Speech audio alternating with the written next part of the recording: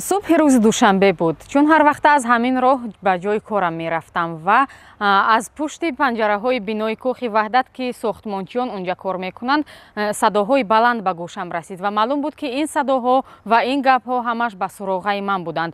اول گفتم که اهمیت نمیدهم میگذرم و دیدم که دیگر اونها صداهای بلند شهوانی می برآوردند و به تحقیر شروع کردند. من هم طاقت نکردم و خواستم که اونها رو عکس بردارم.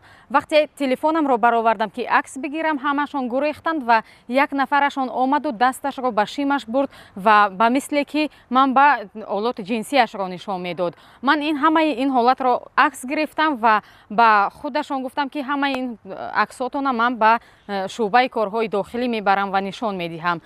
از راه هم گشتم و به شعبه کارهای داخلی ناحیه سامانی رفتم.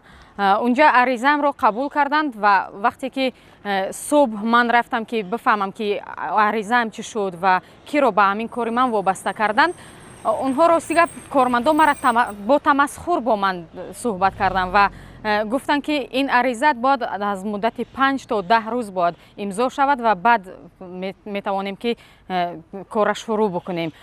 من راستی حس کردم که به نتیجه است و هیچ کار کردن نمیتوانند. دیگر اونها هم خیلی راست رفتم وزارت کارهای داخلی و به نام وزیر از سر عریضه شکایتی نوشتم.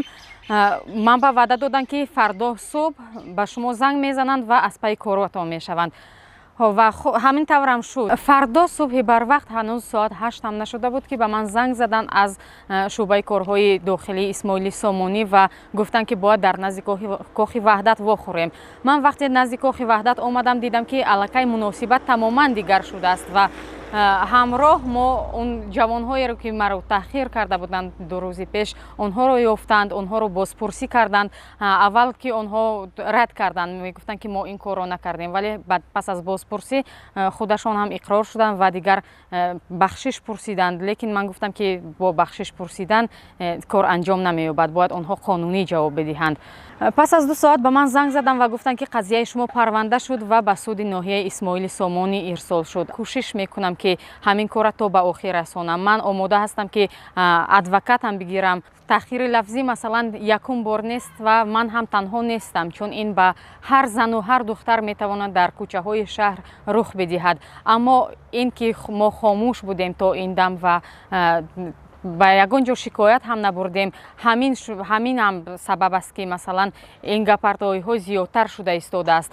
باید مبارزه کنیم، باید همه یک جا شده، زنان دختران باید با این بدرفتاری لفظی مثلا در شهر دوشنبه، در عموما در تمام جاهای تاجیکستان باید مبارزه بریم.